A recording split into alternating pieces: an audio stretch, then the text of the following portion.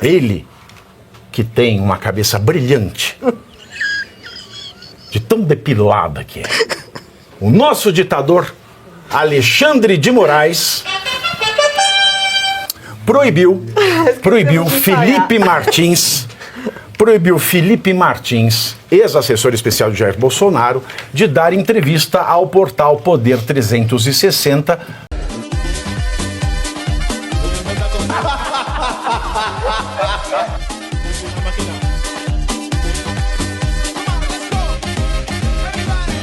Ai, meu Deus do céu, ele elegibou,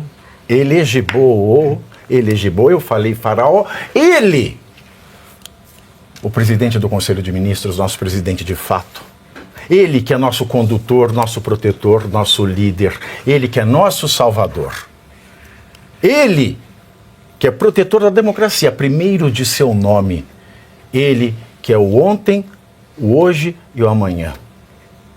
O passado, o presente e o futuro, portanto, ele que é o alfa e o ômega. E também está pleiteando o título de beta. Ele que é o cara, ele que é o caramba, ele que é o caraô. A ele, ao qual devemos dar honra e glória pelos séculos dos séculos, sob penas de tomarmos no meio dos nossos séculos. Ele que é luz, ele que é raio, ele que é estrela, ele que é o luar, ele que é a manhã de sol, ele que é o iaiá, ele que é o ioiô.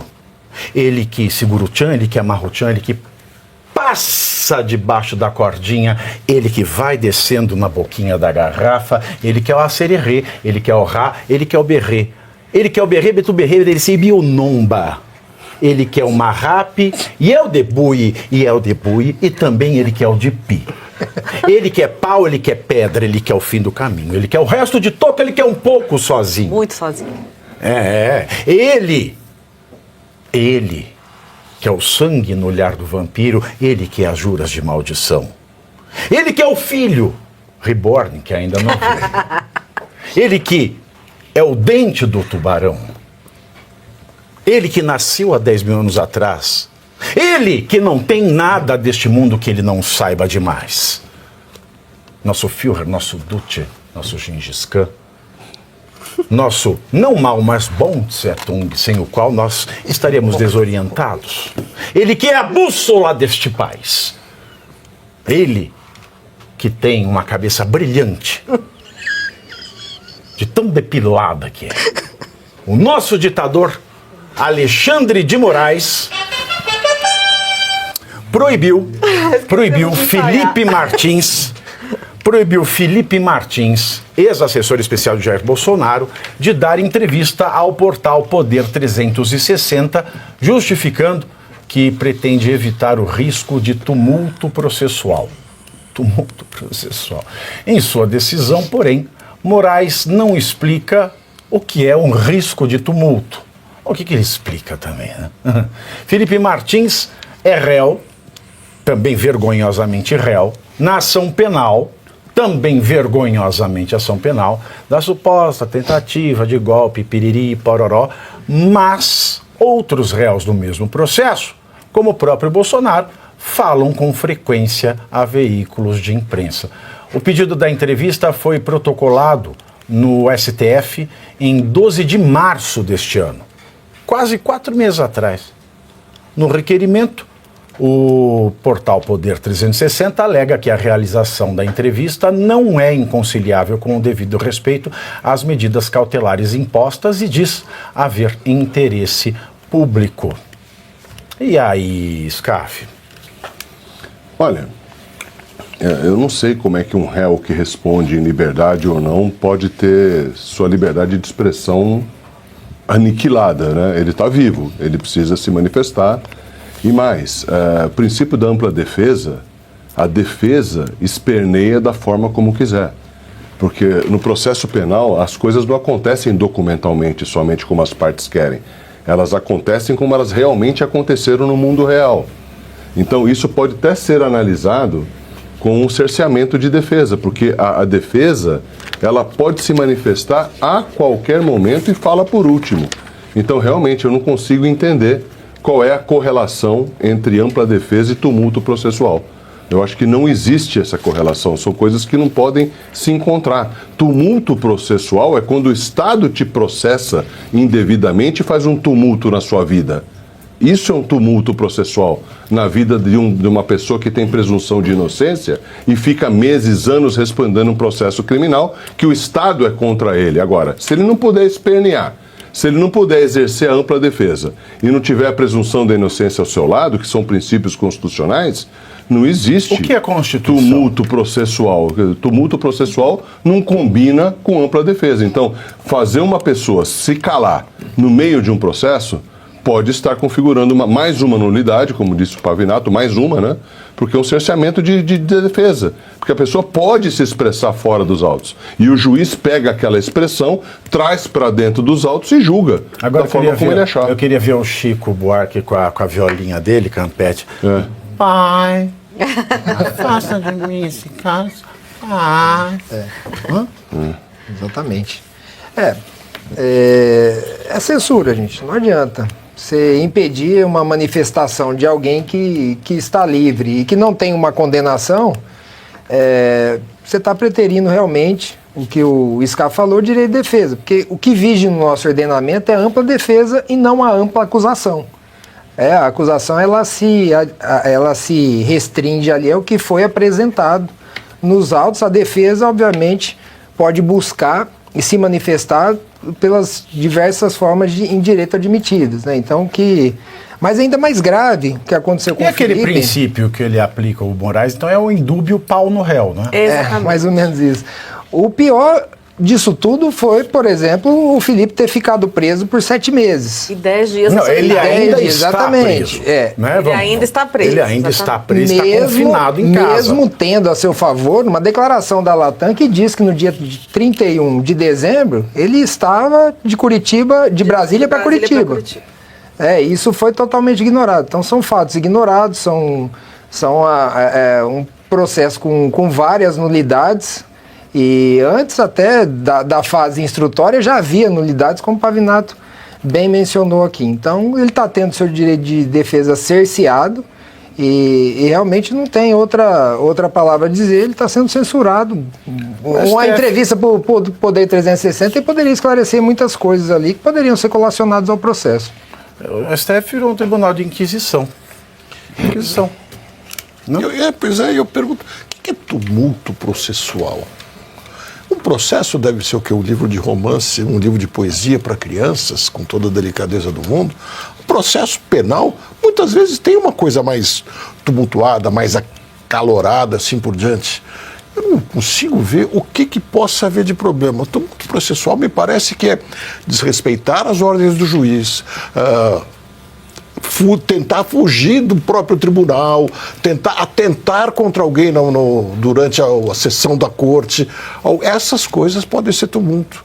Agora, dar uma entrevista, falar... Exato. Eu, inclusive, me pergunto, por que precisa pedir autorização? Só isso já é muito maluco. Porque até onde eu entendi, um réu é uma pessoa que não tem nada contra ela até aquele momento. Pode virar-se contra. Por enquanto é uma suspeita que está sendo investigada. E ele pode ir para a casa dele, almoçar, jantar, passear, fazer um monte de coisa. Eventualmente não pode sair de uma certa região para que se tenha segurança de que ele não vai fugir.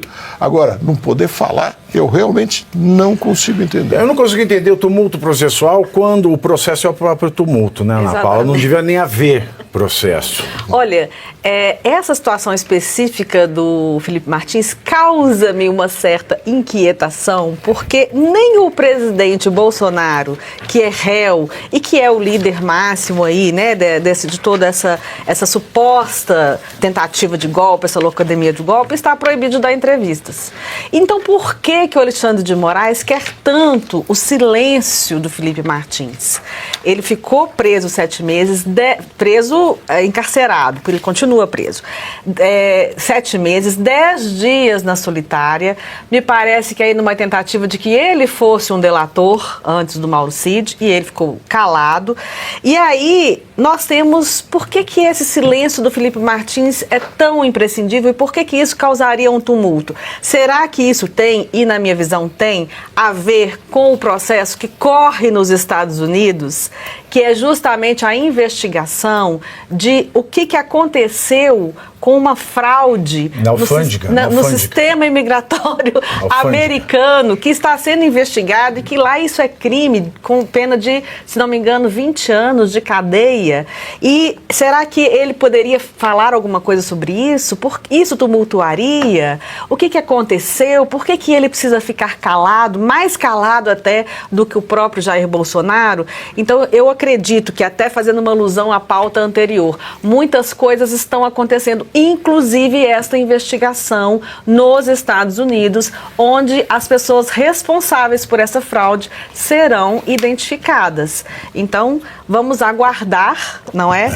E só lembrando, a declaração do Donald Trump, para Vivi, ela me trouxe uma coisa assim, um sentimento, que a gente está vendo o processo avançar, está indo para a próxima fase, meio que já aceitamos que o Bolsonaro está inelegível, estamos discutindo quem seria candidato à presidência da República, e ele mandou um recado, não foi só para deixar o Bolsonaro em paz, é para dizer que o Bolsonaro tem que ir para as urnas, porque é o povo que vai eleger e escolher e julgar o presidente Jair Bolsonaro, e não um processo cheio de nulidades, como nós falamos aqui. E o tumulto processual é isso aí, não existe. Ô, Alemão, você tem aquelas músicas tipo da Atena, aquelas músicas tipo notícia do crime e tal? Tem? Tá no banheiro. Alemônia, que volte para a luz. Não quero sirene, eu quero música para falar igual da Atena. Qualquer trilha de jornal. Acha aí, ó, o Alemão. Vamos fazer fantasia no ar. 5, 4, 3, 2, 1. Você achou? Tem que buscar. Buscar onde, Alemão?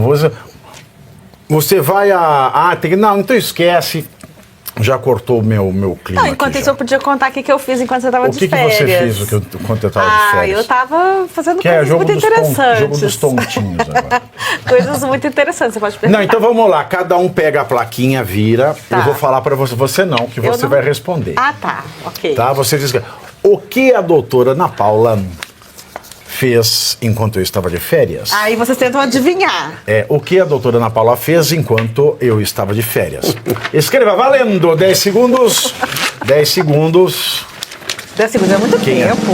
Quem acertar, 10 segundos é muito tempo. Ana Paula. Ganha um cafezinho que o Maurício vai buscar. Não, ninguém pode sair desse estúdio aqui que é tudo fechado.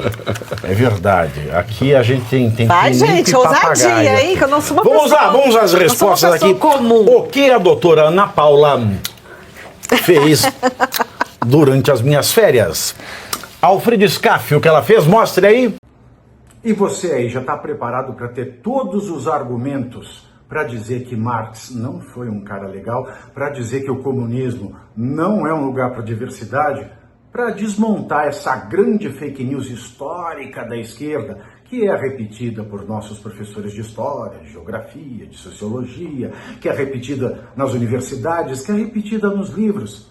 Está preparado para dizer por que Marx não era um cara legal e por que todo marxista raiz também não é, e porque o comunismo é terrível. Você já leu Nos Anais de Marx? Pois é, aqui nesse livro você vai encontrar tudo o que você precisa saber para responder aquele sabichão que diz que Marx é um cara legal. Pois não é. Leia agora Nos Anais de Marx, a trolha do comunismo transviado para encaçapar idiotes. À venda em todas as livrarias do Brasil, pelo site ou nas lojas físicas. Não deixe de ler.